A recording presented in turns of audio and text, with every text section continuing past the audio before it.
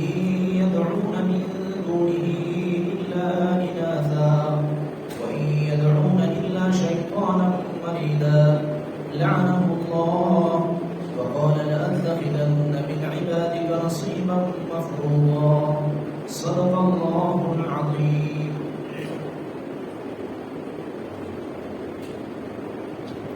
اس رکوع کے شروع سے اللہ رب العزت نے قرآن مجید میں شرک کا جو ہے رد فرمایا کہ اللہ تبارک و تعالیٰ شرک کے علاوہ باقی سارے گناہوں کو معاف فرما دیتے ہیں سوائے شرک کے کہ تمام نیکیوں میں سب سے بڑی نیکی توحید ہے اور تمام گناہوں میں سب سے بڑا گناہ وہ شرک ہے. اسی لیے اللہ تبارک و تعالیٰ مشرک کو معاف کبھی بھی نہیں کرتا. اور شرک کی مختلف صورتیں ہیں. چھوٹی سی صورت جو ہے وہ بھی اللہ تبارک و تعالیٰ معاف نہیں کرتا. اسی طرح جو آج کا سبب ہے اس میں بھی یعنی ان لوگوں کی نفی ہے جو لوگ یعنی اپنے مردوں سے مانگتے ہیں یا اپنے کچھ یعنی قبروں سے مانگتے ہیں یا بتوں سے مانگتے ہیں پوجا کرتے ہیں. تو آج کے سبب میں ان تمام چیزوں سے نفی ہے. اللہ رب العزت کا فرمان ہے کہ یدعون من دونہ الا اناثا کہ یہ لوگ یہ نہیں مانگتے اللہ تبارک و تعالیٰ کے علاوہ مگر مؤنث سے عورتوں کے یعنی مؤنث سے مانگتے ہیں. مؤنث سے مراد یہ ہے کہ مشرک عرب کے جو یعنی عرب میں مفسرین فرماتے ہیں کہ عرب میں شروع میں مشرکین کو یعنی پوجا کرتے تھے لات کے عزا کے اور اسی طرح جو ہے منات کے. یہ لات منات اور عزا یہ ان کے بت تھے. اور لات بعض مفسرین فرماتے ہیں کہ لات جو ہے یہ مؤنث ہے اللہ کی. اسی طرح منات یہ مؤنث ہے منان کی اور عزا یہ مؤنث ہے عزیز کی. تو انہوں نے یہ مؤنث نام رکھے ہوئے ہیں اور عورتوں کے نام رکھ کر پھر ان سے ان کی پوجا کرتے ہیں. یعنی کمزور مخلوق کی پوجا کرتے ہیں اللہ کو چھوڑ کر اور ایک کمزور مخلوق کی پوجا کرتے ہیں. اسی طرح بعض روایت میں یہ بھی آتا ہے کہ لات جو ہے یہ ایک ملنگ کا نام تھا. ایک ملنگ تھا یہ اس کا نام تھا.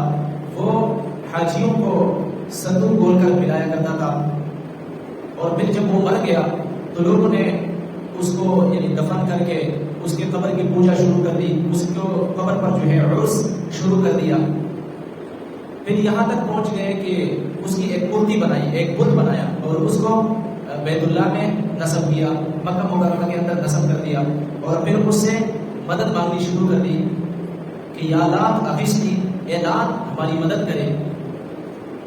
تو اور اسی طرح یہ جو عزا ہے یہ بھی ایک یعنی یہ بھی ایک بت ہے. تو اس جو عزا ہے اس کی ایک پری تھی. وہ مکہ مکرمہ کے کچھ فاصلے پر کبھی ظاہر ہوتی تھی کبھی چھپ جاتی تھی. تو اور اس جگہ پانی میں ہوتا تھا چونکہ عرب میں پانی کی بہت زیادہ قلت ہوتی تھی.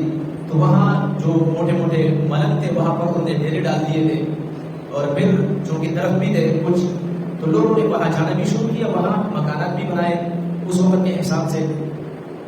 تو اور وہ اس سے جو ہے وہ مانگنا شروع کیا اس عزا سے. عزا کی جو بت تھا اس سے جو ہے وہ مانگنا شروع کرتے تھے یعنی اس سے مانگتے تھے مدد اور ہر قسم کی اپنی حاجات ان کے سامنے پیش کرتے تھے. 8 ہجری میں جب فتح مکہ ہوا تو آپ صلی اللہ علیہ وسلم نے حضرت خالد بن ولید رضی اللہ تعالی عنہ کو وہاں بھیجا اور فرمایا کہ وہاں جا کر عزا کو ختم کر دو اس لیے کہ مجھے اس کی پوجا سے تکلیف ہو رہی ہے. حضرت خالد بن ولید رضی اللہ تعالی عنہ رسول اللہ صلی اللہ علیہ وسلم کے حکم پر وہاں چلے گئے اور وہاں جا کر ان ملنگوں کو بھگا دیا اور اسی طرح درختوں کو کاٹ دیا گھروں کو یعنی گرا دیا اور واپس آئے. واقعہ رسول اللہ صلی اللہ علیہ وسلم کے سامنے پیش کیا تو آپ صلی اللہ علیہ وسلم نے فرمایا کہ آپ نے تو کچھ بھی نہیں کیا. تو حضرت خالد بن ولید رضی اللہ تعالیٰ عنہ نے عرض کیا حضرت میں نے تو وہاں کچھ بھی نہیں دیکھا اور یہ جو چیزیں تھی اس کو میں نے ختم کر دی. آپ صلی اللہ علیہ وسلم نے فرمایا عزا کو تو نے چھوڑ دیا. اسی چیز یہی تو فتنہ ہے اسی کی تو لوگ پوجا کرتے ہیں لہٰذا اصل چیز کو آپ نے چھوڑ دیا. تو تو حضرت خالد بن ولید رضی اللہ تعالیٰ عنہ دوبارہ تشریف لے گئے اور وہاں پہنچ کر جب دیکھا تو ایک عورت ہے، امرأۃ ناشرۃ رأسہا، ایک عورت ہے کہ جس کے بال بکھرے ہوئے ہیں اور وہ اپنے سر پر مٹی ڈال رہی ہے اور زور زور سے چیخیں مار مار کر جو ہے رو رہی ہے اور کہہ رہی ہے کہ غفرانک یا عزا، کہ اے عزا تیرا بیڑا غرق ہو گیا۔ تو حضرت خالد بن ولید رضی اللہ تعالیٰ عنہ نے جب دیکھا تو آگے بڑھے اور تلوار نکالی اور اس بت کا جو وہاں پر نصب کیا تھا اس بت کا سر قلم کیا اور پھر فرمایا کہ تلک العزا لن تعبد بعد ذلك اليوم، کہ یہ عزا آج ختم ہو گئی، اس کے بعد آج کے بعد تیری کوئی عبادت نہیں کرے گا۔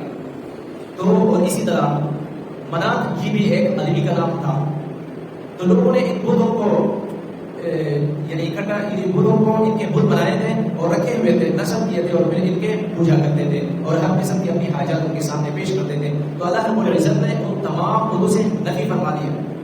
اسی طرح جو آدمی مر جاتا ہے تو پھر وہ بے بس ہو جاتا ہے، پھر وہ بے بس ہو جاتا ہے، یہاں تک کہ وہ اپنے جسم سے مکھی بھی نہیں ہٹا سکتا، کچھ بھی نہیں کر سکتا۔ اور اس کی مثال اللہ رب العزت نے قرآن مجید میں بیان فرمائی ہے کہ جو لوگ قبروں سے مانگتے ہیں، بتوں سے مانگتے ہیں یا اس طرح جو ہے بت نصب کر کے ان سے اپنے حاجات پوری کرواتے ہیں، تو پھر ان کے بارے میں اللہ رب العزت کا فرمان ہے یا ایھا الناس ضرب مثل، کہ اے لوگوں ایک مثال بیان کی جاتی ہے، یا ایھا الناس ضرب مثل فاستمعوا له، اس کو غور سے سنو، بڑی تاکید سے فرمایا ہے کہ اے لوگوں تمہارے لیے ایک مثال بیان کی جاتی ہے، اس کو غور سے سنو۔ ضرب مثل فاستمعوا له ان الذين تدعون من دون الله، کہ بے شک وہ لوگ جو اللہ جل جلالہ کے علاوہ پکارتے ہیں، اب اللہ جل جلالہ کی ذات وحدہ لا شریک ہے، اللہ کے ذات کے علاوہ وہ کوئی بھی ہو، یہاں پر اللہ رب العزت نے صراحتاً فرما دیا کہ ان الذين تدعون، کہ بے شک وہ لوگ جو پکارتے ہیں تدعون من دون اللہ، اللہ جل جلالہ کے علاوہ کسی کو، وہ کوئی بھی ہو، تو اللہ جل جلالہ کے علاوہ کسی کو تم پکارتے ہو تو پھر کیا ہوگا؟ ان الذين تدعون من دون الله لن يخلقوا ذبابا ولو اجتمعوا له، کہ جن کو وہ پکارتے ہیں لن يخلقوا ذبابا، وہ ایک مکھی بھی نہیں بنا سکتا، لن يخلقوا ذبابا ایک مکھی بھی نہیں بنا سکتا، ولو اجتمعوا له اگرچہ اس مکھی بنانے کے لیے وہ سب کے سب اکٹھے ہو جائیں، یعنی یہ جتنے بھی مرے ہوئے ہیں، جتنے بھی فوت شدہ ہیں یا جتنے بھی بت ہیں، یہ سارے کے سارے اکٹھے ہو جائیں اور یہ کوشش کریں کہ ہم ایک مکھی بنانا چاہتے ہیں تو مکھی کا پر بھی نہیں بنا سکتا، وَلَوِ اجْتَمَعُوا لَهُ سب اکٹھے ہو جائیں۔ پھر وَإِن يَسْلُبْهُمُ الذُّبَابُ اگر مکھی اس سے وَإِن يَسْلُبْهُمُ الذُّبَابُ شَيْئًا اگر مکھی اس سے کوئی چیز چھین کر لے جائے تو لَا يَسْتَنقِذُوهُ مِنْهُ وہ اسے چھڑا نہیں سکتا، وہ جتنی بھی کوشش کرے وہ اسے چھڑا نہیں سکتا۔ لَا يَسْتَنقِذُوهُ مِنْهُ ضعف الطالب والمطلوب، طالب بھی کمزور ہے، مطلوب بھی کمزور ہے، یعنی عابد بھی کمزور ہے، معبود بھی کمزور ہے، جن کو یہ پکارتے ہیں، جن کے پاس یہ جاتے ہیں اور جن سے اپنی مرادیں پوری کرواتے ہیں، تو کہتے ہیں کہ عابد بھی جس کی عبادت کی جاتی ہے، جو عبادت کرتے ہیں وہ بھی کمزور، جس کی عبادت کی جاتی ہے وہ بھی کمزور، اور اسی طرح جو پکارنے والا ہے وہ بھی کمزور، جس سے پکارا جاتا ہے وہ بھی کمزور۔ تو اللہ رب العزت نے فرما دیا ضعف الطالب والمطلوب، کہ طالب بھی کمزور ہے اور مطلوب بھی کمزور ہے۔ اسی سے یہ بات سمجھ میں آتی ہے کہ اللہ جل جلالہ کی ذات کے علاوہ کوئی ذات داتا نہیں، کوئی ذات دستگیر نہیں، کوئی ذات مشکل کشا نہیں، کوئی ذات حاجت روا نہیں، حاجت روا صرف اور صرف اللہ جل جلالہ کی ذات ہے۔ تو اللہ تبارک و تعالیٰ فرماتے ہیں کہ یہ لوگ اپنے مؤنث کو پکارتے ہیں، اللہ جل جلالہ کی قوی ذات کو چھوڑ کر ایک کمزور ذات کو، حالانکہ عورت مرد بنسبت مرد کے زیادہ کمزور ہوتی ہے، اور ایک نازک چیز کو پکارتے ہیں حالانکہ وہ سب سے زیادہ کمزور ہے۔ اللہ جل جلالہ کی قوی ذات کو چھوڑ کر ایک کمزور ذات کے پیچھے لگے ہوئے ہیں۔ وَإِن يَدْعُونَ إِلَّا شَيْطَانًا مَرِيدًا، اور یہ پکارتے ہیں وَإِن يَدْعُونَ، اور یہ پکارتے ہیں إِلَّا شَيْطَانًا مَرِيدًا، یہاں پر یعنی یہ لوگ ان مورتیوں کو، ان بتوں کو نہیں پکارتے مگر شیطان سرکش کو۔ مطلب اس کا یہ ہے کہ حقیقتاً میں یعنی حقیقت تو یہ شیطان کو پکارتے ہیں، شیطان سے مانگتے ہیں. اس کا یوں مطلب ہے کہ براہ راست کوئی بھی شیطان سے نہیں مانگتا، براہ راست کوئی بھی شیطان کو اپنا معبود نہیں مانتا. سب یہ کہتے ہیں کہ ہم شیطان کو نہیں مانتے، وہ کوئی بھی ہو، لیکن در حقیقت وہ شیطان کی باتوں کو مانتے ہیں، شیطانی کام کرتے ہیں. تو اس کا مطلب یہ ہوا کہ یہ شیطان کو مانتے ہیں. مطلب یہ بات ہم خود اپنے گریبان میں جان کے اور سوچیں کہ کتنے سارے کام ہم ایسے کرتے ہیں جو شیطانی ہیں. ہم نے کبھی سوچا ہے؟ ہم نے کبھی بھی نہیں سوچا. جھوٹ بولتے ہیں یہ شیطانی کام ہے، بلکہ قرآن نے ان کاموں کو کرنے والے کو مشرک کہا ہے. وَإِنْ أَطَعْتُمُوهُمْ إِنَّكُمْ لَمُشْرِكُونَ. یہ یعنی تم شیطان کی پیروی کرو گے، ان کی اطاعت کرو گے تو تم إِنَّكُمْ لَمُشْرِكُونَ، تم مشرک ہو. اور یہ مشرک اس لیے کہا ہے کہ یہ کام ٹھیک نہیں ہے، یہ کام شیطانی کام ہے، رحمانی کام نہیں ہے. سنت کے مطابق اگر کوئی کام نہیں ہے تو سمجھو وہ شیطانی کام ہے. دعا ہے اللہ رب العزت ہمیں صحیح سمجھنے کی توفیق عطا فرمائے. الحمدللہ رب العالمین والعاقبۃ للمتقین والصلاۃ والسلام علی سید الانبیاء والمرسلین وعلى آله وأصحابه أجمعين. اللهم أحسن عاقبتنا في الأمور كلها وأجرنا من خزي الدنيا وعذاب الآخرة. وصلى الله تعالى على خير خلقه محمد وآله وأصحابه